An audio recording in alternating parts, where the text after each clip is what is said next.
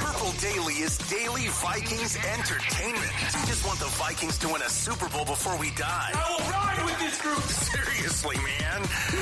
Please. And away we go. All right. Uncle Dex is mad at Mackie and Judd for talking cat on Flagrant Howls today. So if you Uncle Dex, it's okay. Hey Dex, check this out. Tops. Target yesterday, the new tops. I got a couple nice Very ones. nice. Dude, look at those. Is that unopened, Judd? I just bought it yesterday. Yeah. But it's still in the Yep, I got that. That and might some be the basketball most cards. valuable it is, actually. Luka. Guys on basketball cards don't get traded. That's all I got to say. I had better luck in the hanger box than the blaster box, just FYI. What's the difference? I don't The even hanger know. box is 60 cards. It's about $12. And a Okay. blaster box is that with the packs in it.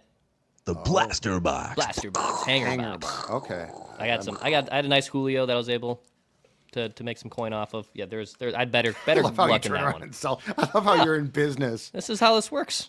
This is how this Yeah, works. what's the Kids point used of to be having like- boxes of cardboard in Kid- your house? kids used- Make some paper off it. You want to see my room? A lot of cardboard. Oh, mine's a disaster too.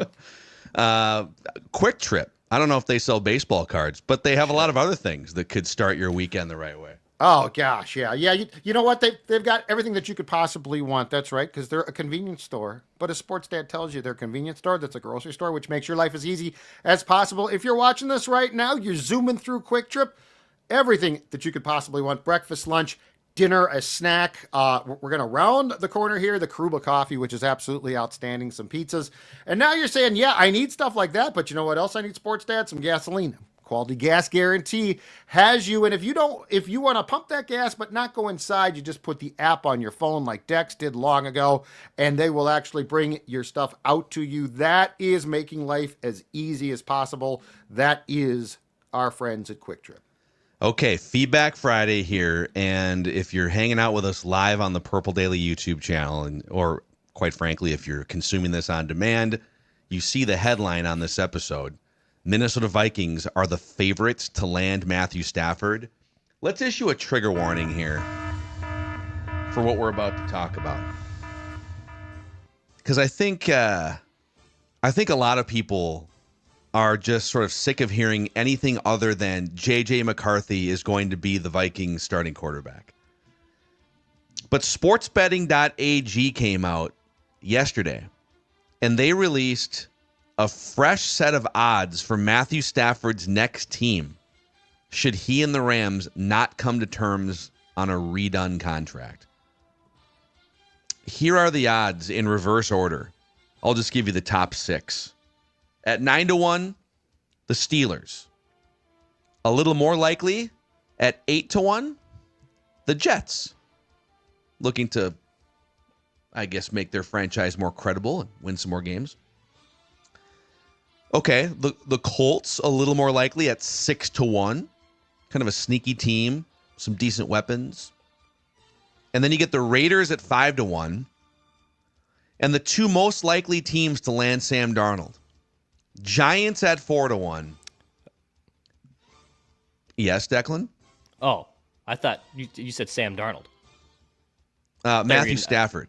Yeah, that's right. That's why I paused, because you said Okay. Sam Darnold. So that's I why knew what wait, you meant. I knew figured what you you meant meant. Stafford, but I was like, wait, what? I thought we were doing Stafford. That's where I was confused. Okay. Matthew Stafford. Stafford. According to sportsbetting.ag, Dex is on one right now. Dex has no patience today. You know what, Dex? I got bad news, dude. This move is going to go on forever, and your patience is going to be tried. Do not take it out on your buddies. Two things. Phil and Two Judd. things. Number one, I was just making sure I was tracking because I have clips written down. So I was like, wait, are we talking Stafford or are we talking Darnold? Because I'm pretty sure you said you led this with Stafford. So that's where I got Darnold. I was like, wait, what? Listen to the patience. Second, it's just the gone. cat thing, I'm so sick of us bitching about cat, and I'm sick of the whole thing with it. So I think we all move on, and we just still care. parse ourselves from cat, and we focus on the good things with the Timberwolves. But back to the Stafford stuff, I love this reckless speculation. Flagrant Howls got spicy today. If you're interested as a crossover Timberwolves fan, check it out. According to sportsbetting.ag, the most likely team to land Matthew Stafford is the Minnesota Vikings at 3-1. The Minnesota Vikings So the trigger is not from us. The call is not coming from inside the house. It's coming from outside the house. And I think that we were all equally surprised to see that. Here's my question. Like, I get it. I get the Vikings being on that list. And I get the Vikings not being last on that list. But I got to admit, I was really surprised to see them first. Like, I thought the Giants might be first. Yeah. Like if the Vikings were fourth, right? I'd be like, okay, makes some sense. Probably not going to happen. But the fact that they were first, what do we attribute that to, considering McCarthy's here and everyone else and their cousin is like, well, if McCarthy's not the guy, then they're going to bring back Darnold.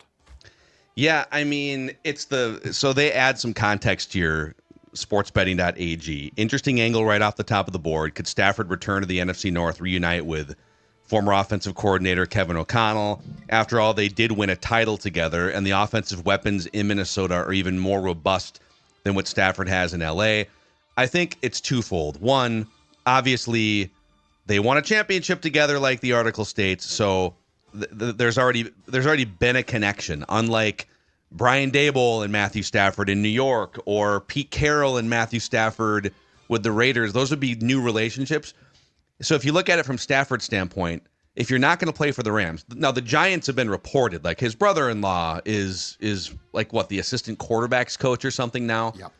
It's a big city. They've loved the LA life, living in New York. Fun time to explore when you're rich in your mid to late 30s. But I think the only other team, if you're on the verge of either retiring or just like maybe staying in LA, would be the proven model. You've already worked with Kevin O'Connell before.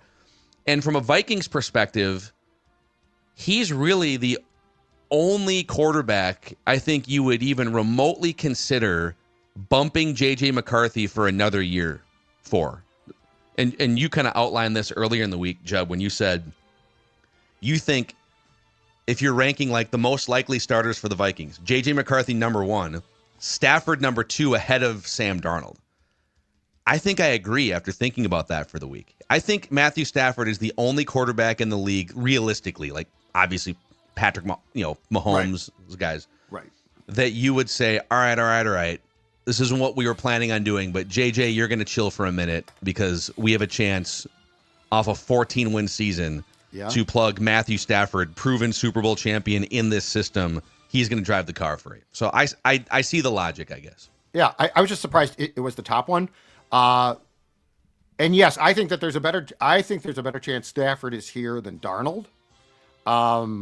But to go back to our long-standing conversation about JJ's contract as well. Like, this is year 2. It's a 5-year contract if you include the option for year 5. And so, because if you were going to go get Stafford, I guess you could do it for a year, but you'd have to be pretty convinced that McCarthy won't be set to play, which I'm not buying. Like, I'm not buying this whole fear-mongering, well, he looks too thin, he's this, he's that. No. Unless they were genuinely concerned about the knee, but it's a meniscus that was fully repaired. Like, this is an athletic routine surgery. This is not he didn't tear. I mean, unfortunately, Bridgewater's knee blew up, okay? So, like, there was uncertainty about the guy, his ability to, like, walk when that took place. This is about as routine of knee injury as you can have. And the only time it's a concern is if you come back too quickly, which clearly he did not do. So, I'm not buying that McCarthy won't be prepared to play. But the Stafford thing does, I guess, intrigue me a little bit, just based on the fact that he won a Super Bowl with O'Connell. He would step into the system knowing the exact nature of what O'Connell wants to do. And from what you said, Phil, I'm guessing Stafford would embrace the chance to play with an offense that, skill position-wise, is really damn good. It wouldn't be a Vikings offseason without reckless quarterback speculation. Like, this has been a thing my entire lifetime. It's all I know, basically. Like, especially post Dante, like from Brett Favre into obviously the Kirk Cousins cycle into 2018. Hell, even getting Donovan McNabb and Matt Castle. Like, they've always just like circled the wagons with these, at times, kind of random and band-aid quarterbacks, and it goes back to even the Jeff Georges and the Randall Cunningham. So I think it wouldn't be a Vikings offseason without some crazy quarterback speculation. That being said, like, Stafford's intriguing, but I do get why fans would be reluctant to do it because JJ McCarthy was drafted and is the future. It's like the Vikings. If I could use we, like, on behalf of the Vikings, we have like behavioral patterns in our quarterback relationships, and we've gone to quarterback therapy, and Kevin O'Connell's been our quarterback therapist, but we still have these patterns. It's like, honey, were you out at the bar till 2:00 in the morning with your friends from college again? Yeah.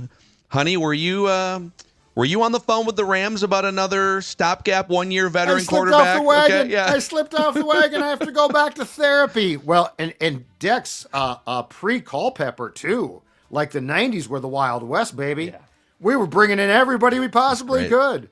By the way, Matt Castle, I thought he was gonna come in here and just let her rip for like 2 years at the end of his career. Well, he looked the part at training camp, spinning that ball around. He joined our show too and couldn't have been a better guest. Very quarterbackian. But even before he actually landed here, like 2013, 14, when he had the franchise tag, I remember when he got the franchise tag from Patriots before then going to get flipped to Kansas City, like, because that was going to the Favre year, right? Wasn't that going into 2009? So there was even thought of, should the Vikings go trade for Matt Castle? Yeah. So like that even existed back then.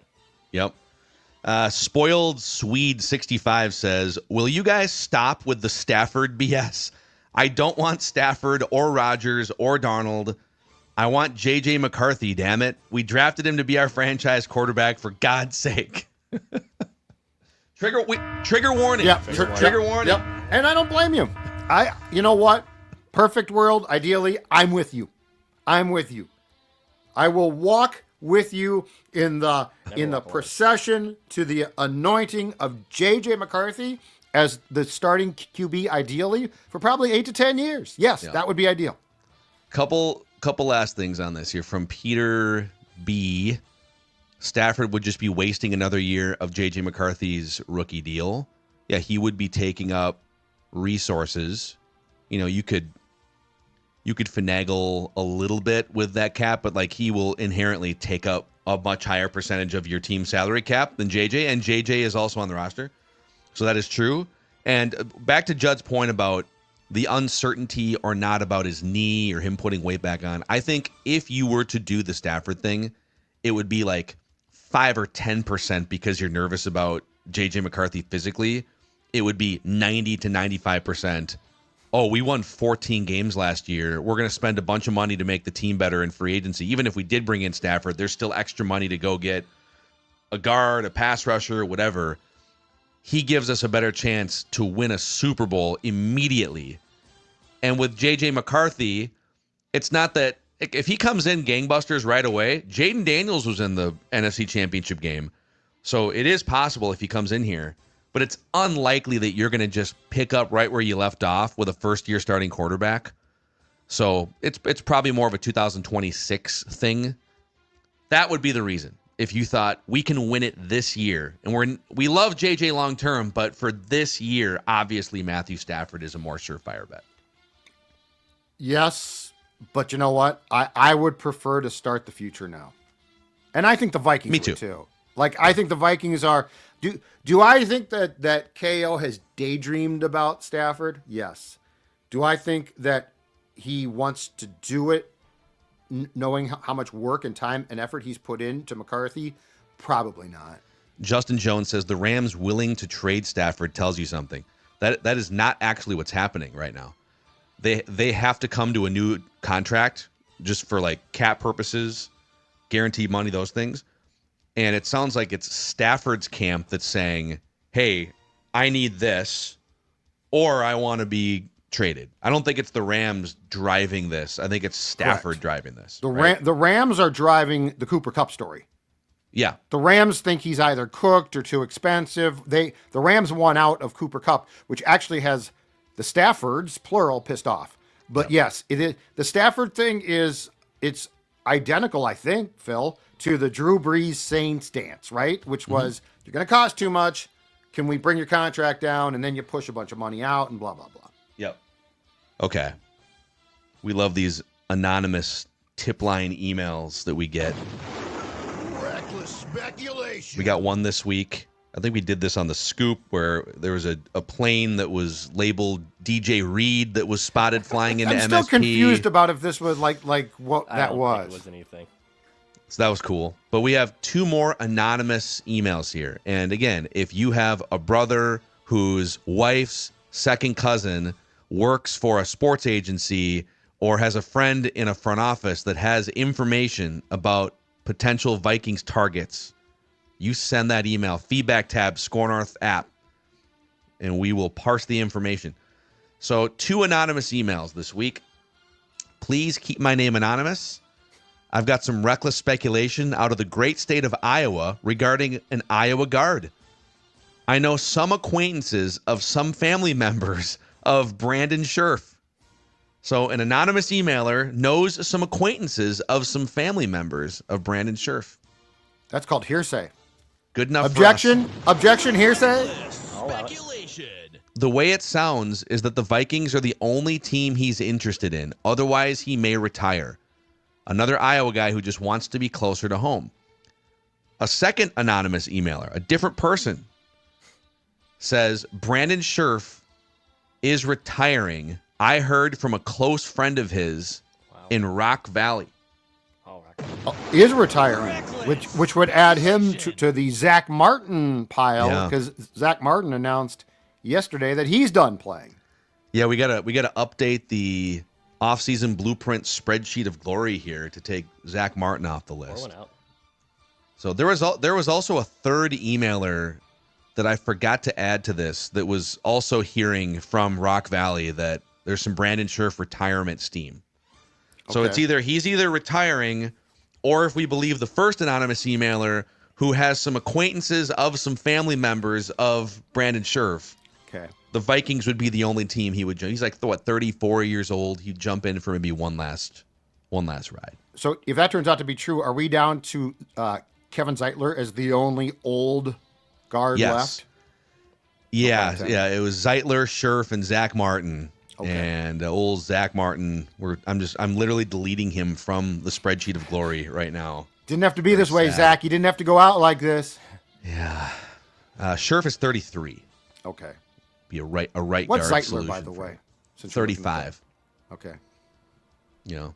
And we have no indication that he's done playing. No, at least no one has anonymously emailed the show with information about that. Okay. Not yet. Just want to make it clear. Thank you.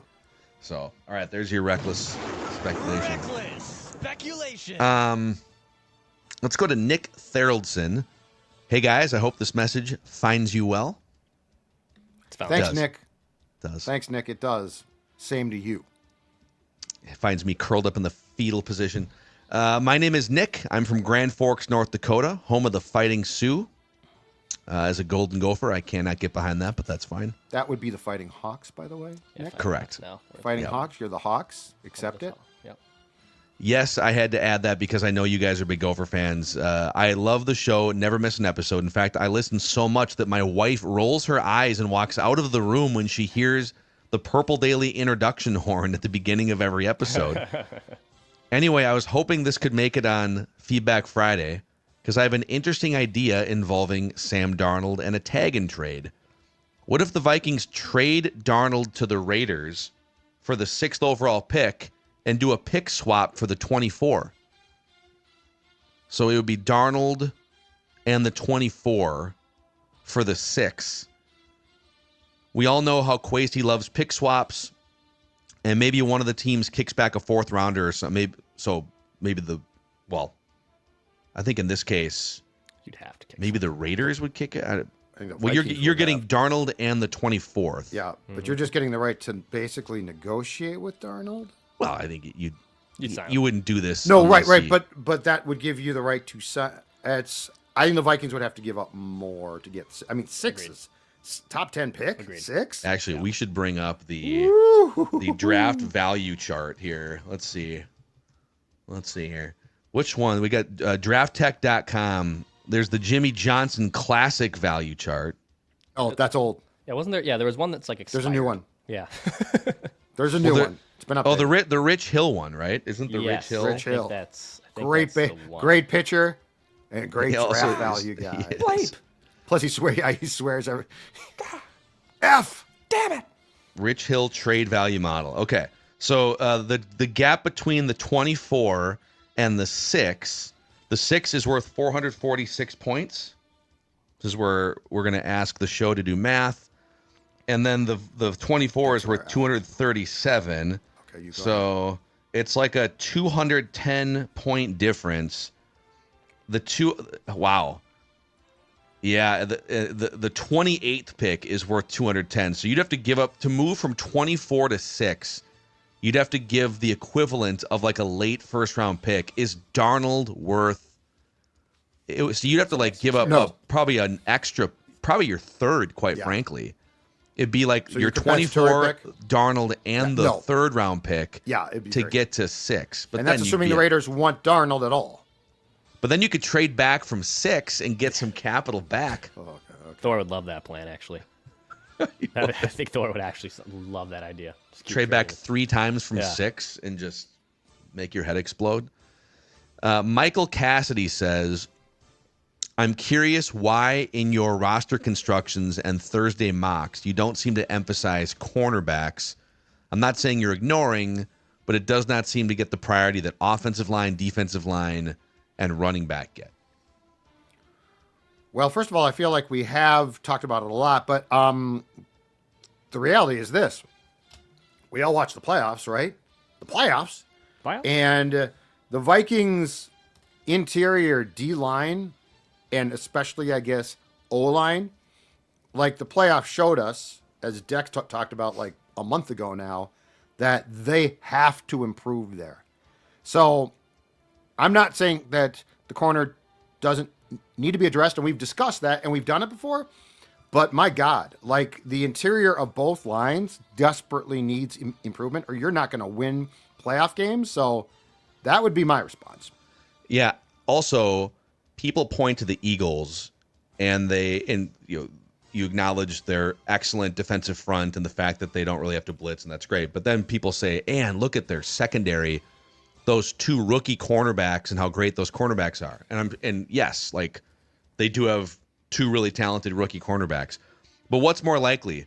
That they drafted 2 rookie cornerbacks that were just immediately because they were both like top 10 PFF graded cornerbacks. That they just plopped in these two of the greatest rookie cornerbacks in the history of the NFL right out of the gate? Or is their defensive front so good and they get so much pressure and quarterbacks are forced to make decisions and maybe throw errant passes that their secondary looks better because of it too? I mean, it's their talent all across the board. But if you have a great defensive front, and even with Flores like manufacturing pressures, yeah, it takes the Vikings literally had a 34-year-old Stephon Gilmore out there and Shaq Griffin, who's been on like 4 teams in 4 years. Those guys aren't shutdown cornerbacks, and they look pretty good in this system because the Vikings were able to generate a bunch of pressure. So, yeah, I think in all the iterations though, we've either signed an expensive, like either bring back Byron Murphy, right, or Asante Samuel, yep, and or drafted a cornerback in the because at one point we had that Barron from Texas, I think was our late first round pick. So it is an important. We're addressing the position. Yes, there's a lot of things to address. So okay, we got more, and we have a snake draft of the week coming up here. A reminder that actually starting today and running through Sunday is the North American Banking Company Minnesota Golf Show at the Minneapolis Convention Center. And most importantly, the 3 of us are going to be there tomorrow with John Randall, too, for a live taping of Purple Daily inside the convention center. So stop. You can get tickets online, by the way, mngolfshow.com. If you buy them online, you get 10 free greens fee passes. So that's pretty cool. But stop by, hang out with us, 1:30 tomorrow, Saturday, at the Minneapolis Convention Center, the North American Banking Company Minnesota Golf Show. We'd love to talk some ball and meet as many of you as possible. So come say hi. Also, North American Banking Company is helping to power Purple Daily in 2025. And they are a Minnesota-based banking company, rooted here since 1998, 6 locations in the metro, Maple Grove, Roseville, Shoreview, Hastings, Woodbury, and 50th in France. So whether you're buying a home, tackling a renovation, starting a business, or you just want a better experience for checking and savings accounts, North American Banking Company specializes in personal relationships, cutting-edge online tools, and like I said, they are right here in Minnesota. So check them out, nabankcode.com/Mackey to learn more. That's nabankcode.com/Mackey. Judd, the Canopy Group also helping to power today's Feedback Friday. Most definitely, because they are an in-state-based independent insurance company that has, and this is the most important thing, folks, your best interest in mind, much like a sports executive, let's say Quasi, constantly checking out for the best talent available. The Canopy Group does the same for you when it comes to getting the best insurance coverage at the best price. What they do is they work with 16 groups of top-tier companies to make sure that you have the best insurance roster available for auto, home, health, and business. And when it comes time to renew at the Canopy Group, they are going to go through to make sure that you get the best that you can possibly get. Give them a call, 1-800-967-3389, or check out their website. That is thecanopygroup.com. Thecanopygroup.com, making sure that your insurance is the best it can possibly be. All right, Steve Carlson chimes in here via the feedback tab in the Score North app. I don't think Judd wants to fix the Vikings offensive line. I've heard him say multiple times, I don't think they're going to find 3 guys, like free agents or whatever. Oh, right. Judd also seems to have a love affair with Blake Brandel. I guess the Vikings really like him. There is a reason he lasted until the 6th round, and it wasn't because every team in the league thought so highly of him. Also, last Tuesday, after signing in-house free agents, you guys estimated the Vikings would have about $36 million in cap space. This was after you set aside $4 million for the draft. So using Spotrac's market estimator, you could sign Trey Smith as the top guard for $20 million. You could sign Drew Dahlman, and you could draft a Tyler Booker from Alabama and still have $9.5 million left for other needs. So why do you think you can't get 3 guys to plug those 3 offensive line positions? I feel very picked on here. I'm just saying I don't think they're going to. And I don't think it's, if you are, well, look, if the Vikings, if the National Football League, if Roger Goodell comes out today and says, you know what, from now on, we're going to call it offensive line. We're getting rid of defenses, no more linebackers, no more D-line, no more cornerbacks. All you got to do, offensive line. Then I think that you can get all 3 immediately. But you only have X amount to still spend, and you only have X amount of draft picks. And right now, the Vikings are sitting on 3, probably a 4th. Who knows? It could be more. But my point has always been, first of all, I don't love the line at all. I do want to fix it. But my point has been, I think it is a naive take to say, go get 3 guys. Bradbury gone, Brandel gone, Reisner gone. I think you can get 1 really good guard. I would love to go with our Tuesday plan, which is 1 really good young guard, a veteran guard, but then I don't think that you're going to replace Bradbury. But I don't think I've ever said that I want to protect the current status quo. And the Brandel love, I only said he's a good swing lineman. I never said that I think he should be a starter. It's said a love that affair. If he goes, Blake, forgive me. Blake, I'm going to break the trust that we've had for so long. I think he is a valuable backup. Well, I would, I don't disagree with anything you just said. I would frame it even differently and say free agency is not up to just the Vikings. So if I could just pull open the spreadsheet of glory here, not on the screen, but just for my own edification. Trey Smith, Will Fries, who, by the way, coming off a broken leg, Tevin Jenkins, who's injured every year, but we'll count these guys as available upgrade options potentially. Interior offensive line. Trey Smith, Will Fries, Tevin Jenkins, Mekhi Becton, Brandon Scherff sounds like he's retiring according to our sleuths. So we're going to take him off this list. Kevin Zeitler, Patrick McCarry, Aaron Banks, Drew Dahlman. I would consider those 9 guys. Those are the 9 guys in free agency that would probably to certainly be an upgrade over what you have right now. But there's also 31 other teams in the NFL that are looking to pay. Most of them, by the way, looking for an upgrade somewhere in the interior of their offensive line. So it's not just up to it's not like the draft where you get to choose who you pick at 24. Well, yeah, like if you want Alabama's Booker, you could draft him if he's there. You don't get to. It's not up to you whether you sign Trey Smith or not. Right. In fact, the Chiefs might franchise him, like it's not up to you. And do you not? So I guess my question back to the person whose name I now cannot recall who wrote us. Take what 3 guesses. Ted? Nope. Stu? Ooh, you're getting closer. Steve? Yeah. There we go. I'm totally guessing. Anyway, Steve, so... Let me get this straight, though. Do you not want to try and address interior defensive line? Because I think that needs to be addressed, too. Like That's the thing is we all want to say, hey, go get this guy, go get that guy, go get that guy. First of all, it can cost too much at times. And teams won't – if a team puts a price point on a player, they won't just blow past it. Like the Vikings, as Dukes has talked about a bunch of times, the Vikings were very – interested in bringing Flores' favorite Christian Wilkins from the Dolphins. And the Raiders blew past the price point. And the Vikings are like, okay, we're out then.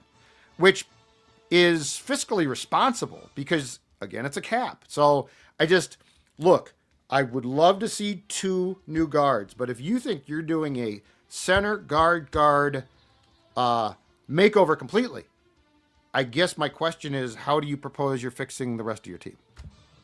Yep, you got to make... I think the biggest backlash we've gotten with the Blueprint episodes is how often we've kept Garrett Bradbury, either just riding out the contract for 1 more year or doing a restructure that maybe pushes some of that cap into a future year. It's like, all right, you can save $3.5 million by cutting Garrett Bradbury. Well, but there's one viable, for sure upgrade center in free agency, and it's Drew Dahlman. And he's set to make, according to the projection websites, I don't know, $7, $8, $9 million, depending. Maybe, probably not 10. But A, you're not guaranteed that he's going to sign with you. And B, you'd be paying more for him anyways and taking away from. So it's not as simple as Garrett Bradbury isn't good enough, cut him. It's okay. Right. Is there an immediate path this year to an upgrade? If there's, right. Or is it better to just let it ride for 1 more year, give him some better guards around him, right, and go forward?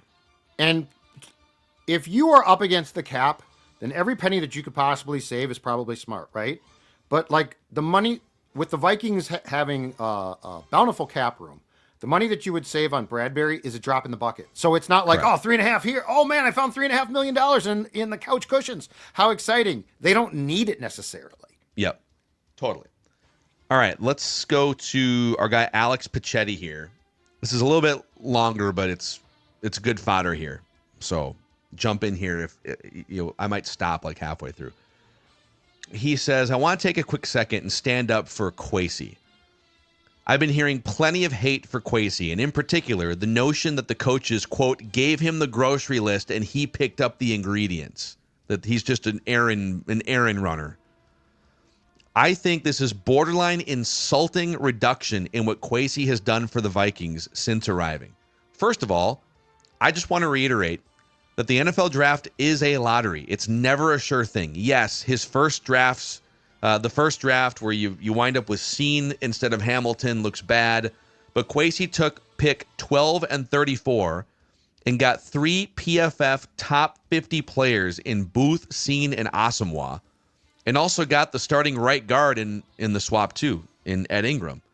Hindsight is 2020, but the process wasn't as bad as the result. He also learned from the result going forward. The next year, he got Jordan Addison, who's been better than every other wide receiver around him in that draft. Then he got a second first-round pick last year to make sure they got JJ McCarthy and a high upside edge rusher in Dallas Turner, who's going to be 22 years old for the entire 2025 season. The ceiling is still elite for him. As a side note, I think he also would have been proven right on both Kyrie Jackson and Mekhi Blackman had tragedy and injury not struck. And again, he dunked on the entire league by getting Ivan Pace for nothing. And finally, regardless of how it happened, Kwesi was the GM that stood up and said no to Kirk Cousins. He has set the organization up for 5 to 7 years of a competitive roster while winning 34 games in 3 seasons and has next to no bad contracts on the books right now. Grocery list errand boy? I think not. Errand boy. That might be a good insult. Yeah. Okay, first of all, on the Cousins thing, I agree completely. I think you're 100% right. Alex, you're right on that one. But let's talk about the rest of the list here. He's missing the point. The point is, in fact, you know what? Let's dole out some praise and blame here, okay? 2022, that draft. Let's just assume Kwesi, let's be very clear here. He's not a old school football guy. He has a very different way, and it can be positive, but he has a very different way of operating. Now, we've never seen it chapter and verse, but I can guarantee you he ain't Rick Spielman pounding the pavement. I got to go to Bama on Saturday, and then I'm going to go watch a kid play before that on Friday in high school because I think he might be good someday. He is an analytics-driven GM who is relatively, like in the big picture, new to football. He's gotten some good experience. But the reality is this. Blame. I don't think for 1 second. Now, I didn't like trading back in 22, but I don't think for 1 second Kwesi grinded film of Lewis Cine and said, gotta have him. I think Ed Donatel and some people from that staff said, you know what? This kid's a real good fit for what we want to do. And it blew up. Completely blew up. Booth, same thing. And by the way, there was no reason why he couldn't be a player other than the fact that in the scheme that Flores used, he's terrible. But then, so that didn't work. But then you get Brian Flores here, and now you're drafting guys and signing guys in free agency who are a perfect fit. Alex, do you think Kwesi's like grinding that film and coming to Flores and saying, here's what we're going to do for you? No, Brian Flores said, here's who we need. That does not take away any credit from Kwesi for pulling the trigger. Inherently, it does. On getting them. But that's his job.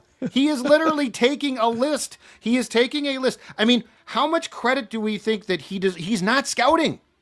Like, he looks at guys. But I mean, if you listen to him talk, he talks himself. He would agree with this. He talks himself about how he is being educated by guys like Flores and O'Connell. And so, like, if you think that this is Kwesi coming into those guys and saying, gentlemen, here's what we're going to do. The Cousins thing he gets credit for, because you know what? The Cousins thing was much more of an analytical, black and white decision of this is where we're going to go with this guy. And so, like, the way that we have framed Kwesi, I think is 1,000% correct. And he gets credit for signing guys. He ain't finding them. Come on. Okay, a couple things on this. There's a lot to unpack here. One, as you sort of talk that through, it is fascinating how if the Vikings in free agency sign Jonathan Grenard, Andrew Van Ginkel, and Blake Cashman as perfect high-end fits for this system, Kwesi is an errand boy who bought the groceries that Brian Flores put on a list for him. But if Kwesi drafts 3 or 4 busts in the 2022 draft, that's Kwesi's fault. Wait a second, he's bad at identifying those players. Well, by that logic, the grocery errand runner logic, wouldn't the attention turn to the people that recommended those groceries to him? If that's all he is, then why is he to blame at all for the 2022 draft?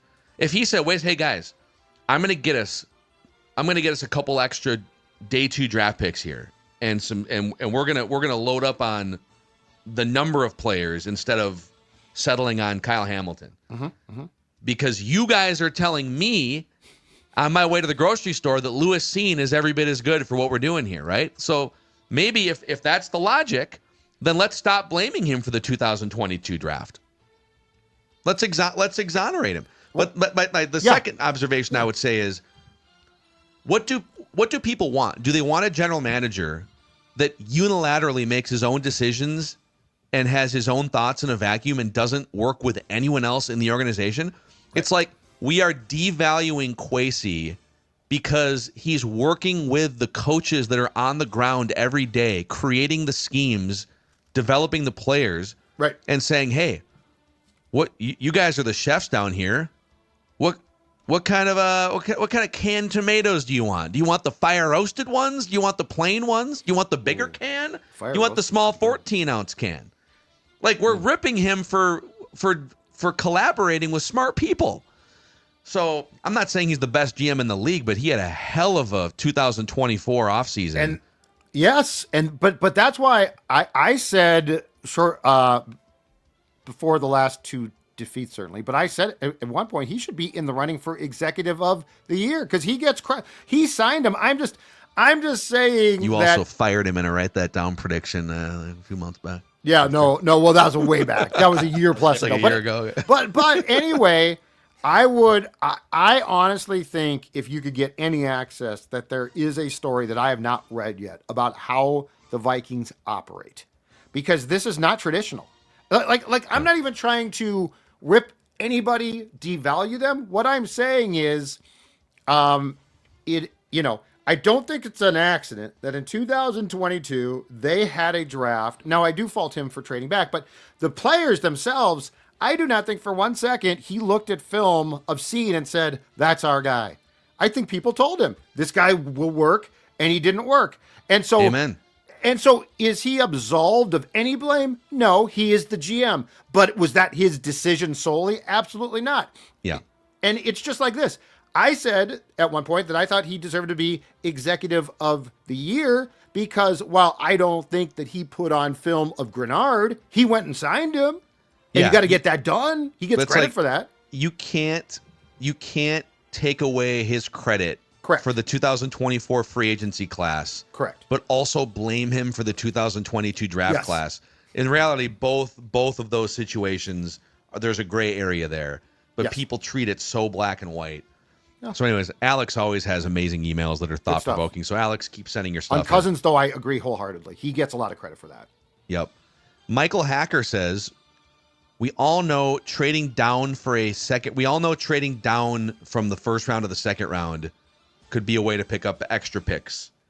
What other options do the Vikings have at replenishing some day 2 draft picks? So second, third round picks. Well, who do you want to trade? Yeah, you have 2 options. You can either trade back from 24 or trade a player and pick up, or trade a current player, a young player with a favorable contract that team would say, because you can't be like, yeah, here's my idea. You want Blake Brandel? Yeah, give us a second exactly. That's what I was going to say. Let's take all the guys we don't really like that much and try.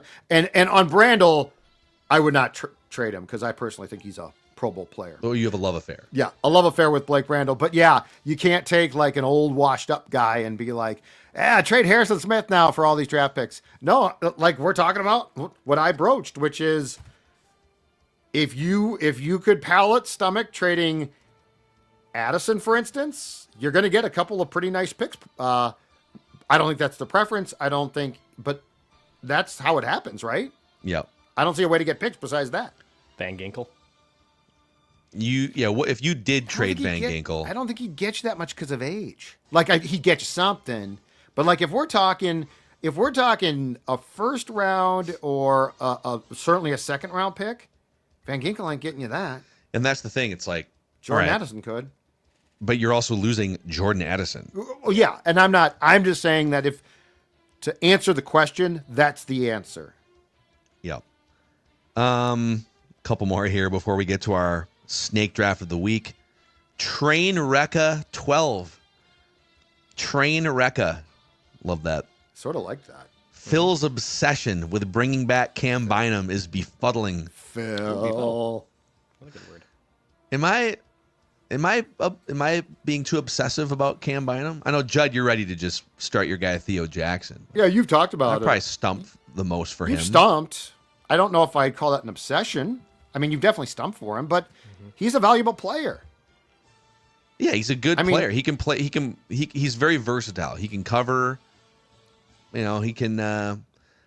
There's a price point, obviously. Right. What I'm a little nervous about is, Harrison Smith may or may not come back. We will know before free agency. But there's been times throughout the last few years where we've been real quick to be like, well, don't worry, Asamoah can just step in and be a starter. Or, right. Andrew Booth Jr. will just step right in. Right. And we're kind of doing the same thing with Theo Jackson. And Theo's been awesome in training camp. Him thoroughly, so I take this as an affront. But I mean, I'm like the Flores of the show. I'm telling you what works, and you are going against me. We're doing the thing that we did with Asamoah. We're doing the thing we've done with like Jalen Naylor can just step in. It's like, he had the highest drop rate on the team. That's fine. Just gotta be a little careful with our Theo Jackson. You're obsessed.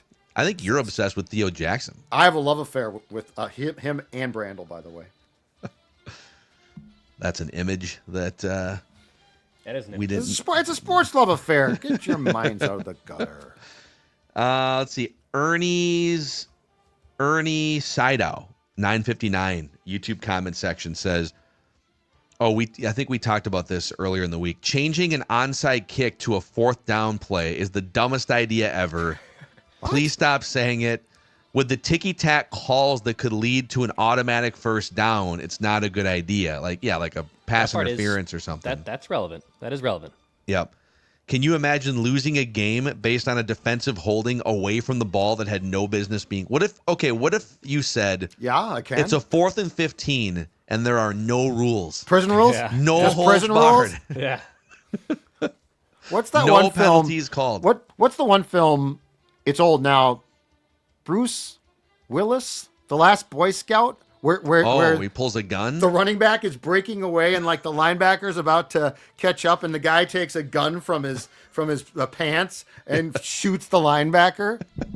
Is that what we're suggesting for this? Yeah. The Last Boy Scout. Yeah, like blitz football. I had to score. Well, okay, but I don't know. I guess if you feel like the current system is fine, then you're essentially stumping for zero drama at the end of games. I get the point, but yes.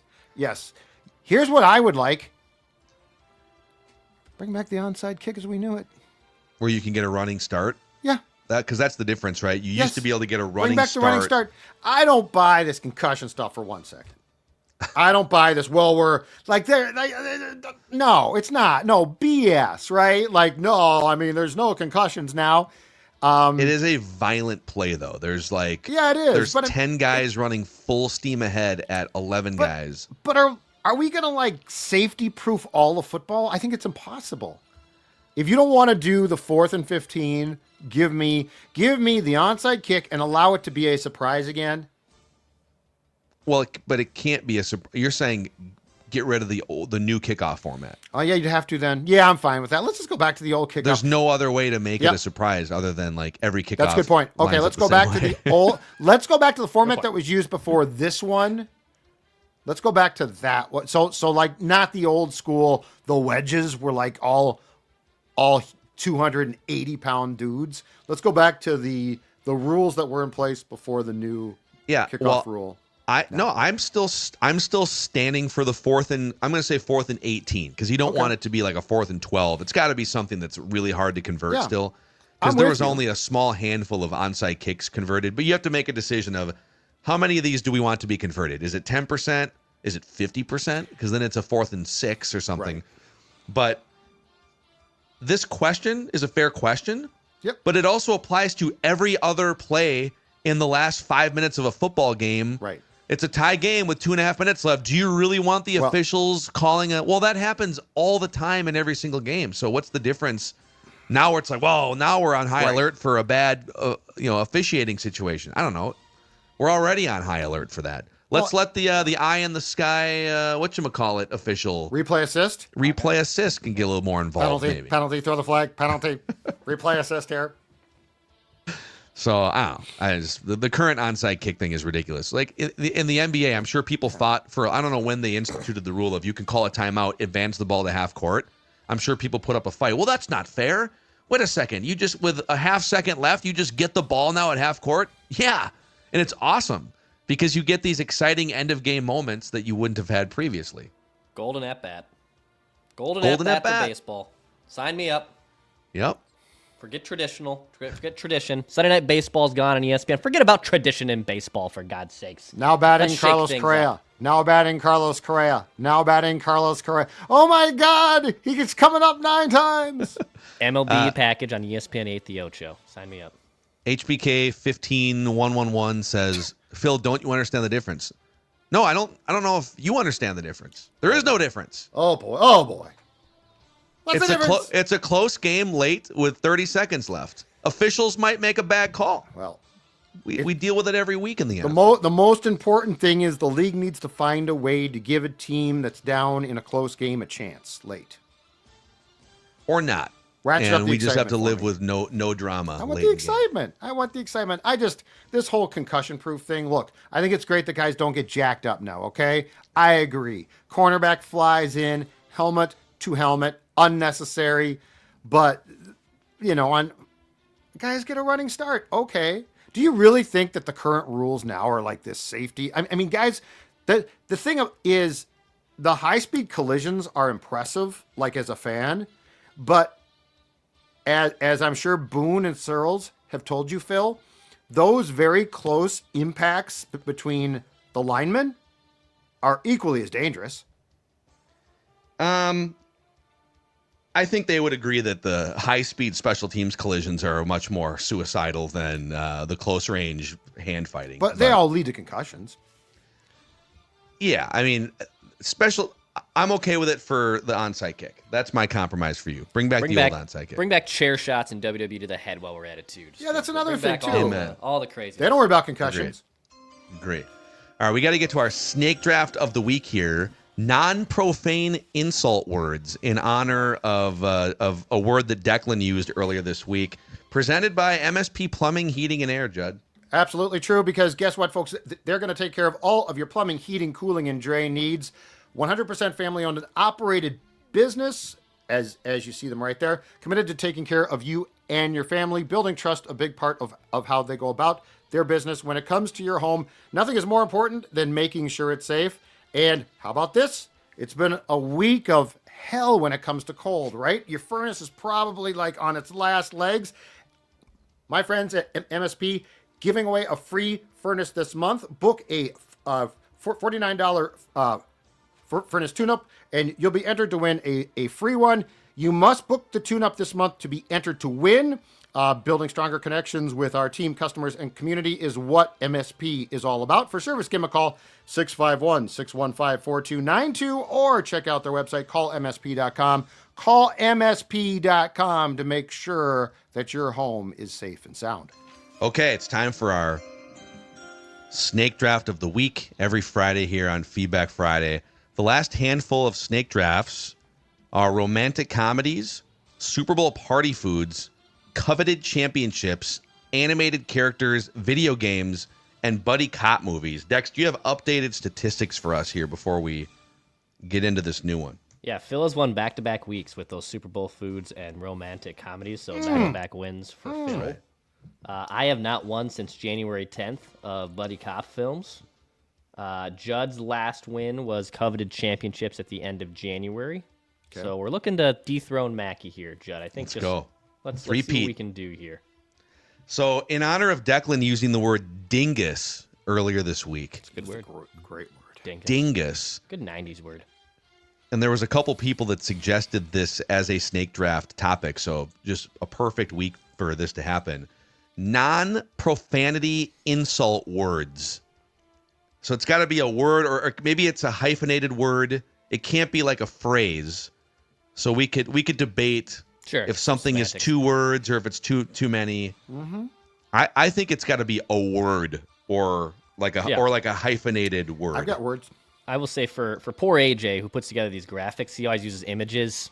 This will be a little tougher for our guy AJ, so we might just have to put the text. The text in the box is fine. But yes, I think this is pretty black and white. Okay. So our draft order, I believe, is Judd gets the first overall pick this week. Dex picks second, and then I'm back of the line third. It's a snake draft, 3 rounds, so I'll do the back-to-back, and then we'll get into the second round. So, Judd, you are on the clock with the non-profanity insult words first overall pick. I'm going to start with one very simple, but it's very effective. In fact, when I saw your note about this exercise, it's the first word that came to mind. Tool. Oh, a tool? Tool. You're a okay. tool. Oh, interesting. I love the word tool. Such a tool. It's just so easy, Yeah. and it's so it's just tool. immediately I descriptive. feel that one was like I just said dingus. I feel like dingus was a good '90s, mid '90s word to throw. I think dingus was like early 2000s or a tool. Tool, excuse me, is Tool. good. Yeah. yours I is feel like tool. in high school Yeah. in the I bet early for 2000s yours. for sure. yours. So A descriptive. tool. It's pretty good. All right, Dex is on the clock. All right. I thought Joe was going to take this with number one pick. I have a good amount here, and we'll see what our UDFA class could be. I'll go with buffoon, because buffoon is such a great word. You are a buffoon. It's timeless. It's classic. It applies to so many different things. It applies to my own life. Buffoon. Give me buffoon with the first one. I like that. Okay. Yeah, that was on my big board for sure. It's a good one. You know, I think this is probably the one that I use the most in my day-to-day. So I'm going to go with clown. Clown. You do like clown. Clown is my first overall pick here. Clown show. You know, you think, clown show. It's a clown question, bro. It's a clown question, bro. Bryce Harper. Yeah. I feel like driving around. If I'm gonna get a little road ragey, you know, in my In high school, clown to mid-sized me, SUV. you used to clown actually meant like a term of like, oh, that guy's pretty funny. Like funny in a good way, yeah. Like I don't know why. Never. I Like I funny, couldn't like tell a you why. clown, funny. Like a clown? Yeah. Do I amuse you? Yeah. Do I amuse you? No, man. I was just kidding. Yeah. Yeah, well, class clown. Class clown. Yeah, there's definitely a. Yeah, clown has And then- never been kind in my world. And then this is according to at least the Google Doc spelling. It is all one word. I'm gonna take mouth breather with my next pick here. I like it. Yeah. Mouth breather. Very strong. Old school. Comes back through Dex, correct? Yep, Dex here with his second pick. Okay. I have a few here that I love. And I only have 2 spots. I have 4 on the board. I have obviously only 2 more picks. Give me. Oh man, which one do I want to go with? I'm so conflicted. You know what? Give me jabroni. Give me Okay. jabroni. I'll take a wrestling one here. Give me jabroni. Jabroni. Yeah, jabroni was The Rock made jabroni huge Yes, back in the without late The Rock, 90s. I don't know if it really is on people's lexicons, but jabroni's good. Okay. So that brings us back to Judd for back-to-back picks here. Your final 2 picks. Okay. My first pick, or my second pick, and I looked it up, and it is a word. Jagweed. Jagweed? Jagweed. This person, you are a jagweed. Do you have Very- a definition?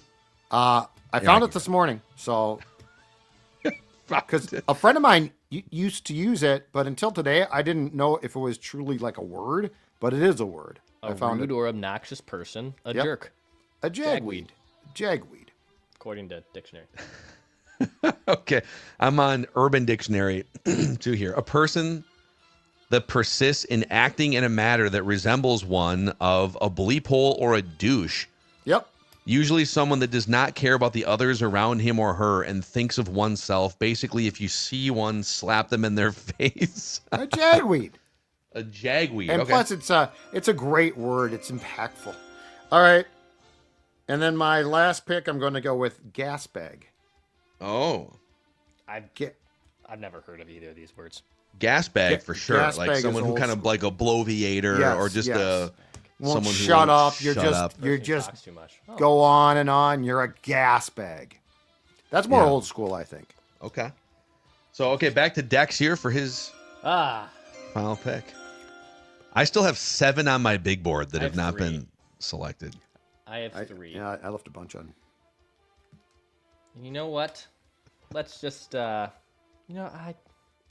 feel like I need to take Dingus because it's the entire Dingus is available. Yeah. It's, Dingus is available, and it's basically the whole reason we're kind of doing this snake draft. I do love Dingus. But you know what? Can I take this? Can I just take idiot? yeah. Can I take you're an idiot? Like and also with another wrestling one, I can use the Jericho, like, you idiot. You know, like Jericho loved to use this one. I think idiot is a great one. Yeah, idiot. It's a very strong blunt. It's mainstream. Blunt. Yeah. It's a very popular insult Idiot. word. You an idiot. It's like loser. Loser's on my Loser's a good big one. board, Yeah, but yeah. it's also very mainstream. You know? Idiot. Wow, so I get the final pick here. Mr. Irrelevant. Literally have seven available right now on my big board. Idiot was not on the big board. So the next one on my big board is Bozo. Oh, Bozo. I already have Clown, though. Yeah, it's kind of in the same. Am I doubling up in the I feel Clown like you universe need too much you there? Need to diversify your If you want to take it, you can, but I do think personally you should take something else. Yeah, I feel like I have like the clown insult realm covered there. So Bozo is unnecessary. What's next on your big board?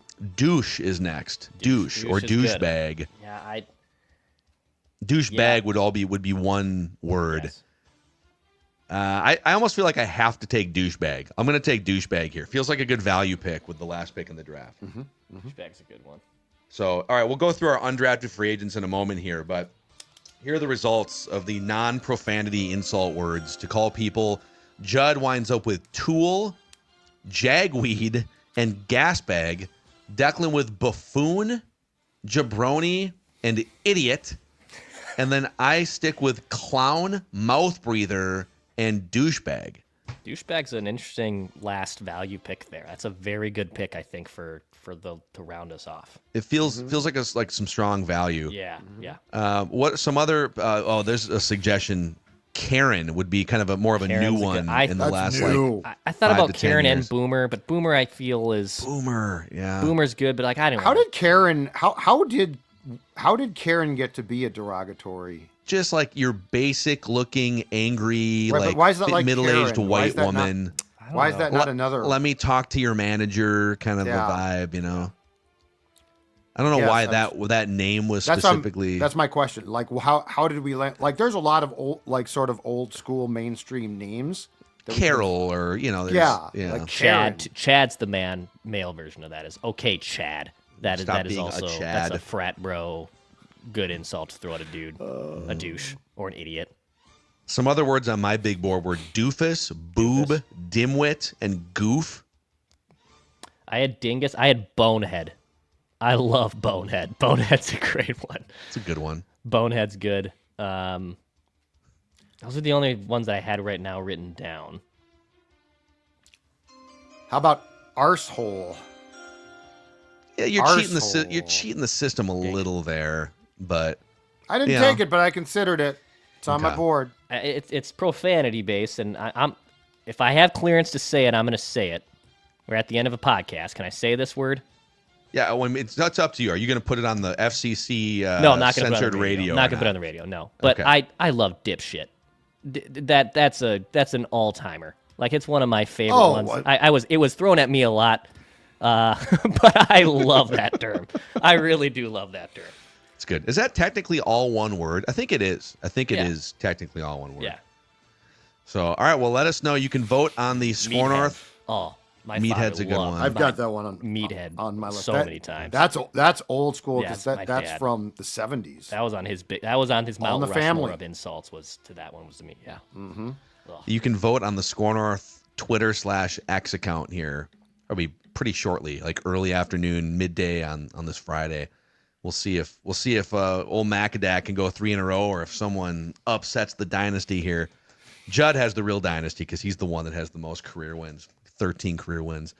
All right, that's the end of our Feedback Friday here. We've got a Saturday check down, Declan with Ventline, and so Thursday on a Monday, and then 5.0 Blueprint on Tuesday. So we have and then it's Combine Week next week. Yeah, we got all Quasi sorts and of stuff. KO are talking on Tuesday, so Yeah, plenty to react to after that as well. a lot of stuff. All right, he's the sports dad. He's Dex. I'm Phil. This is Purple Daily, where we just want the Vikings to win a Super Bowl before we die.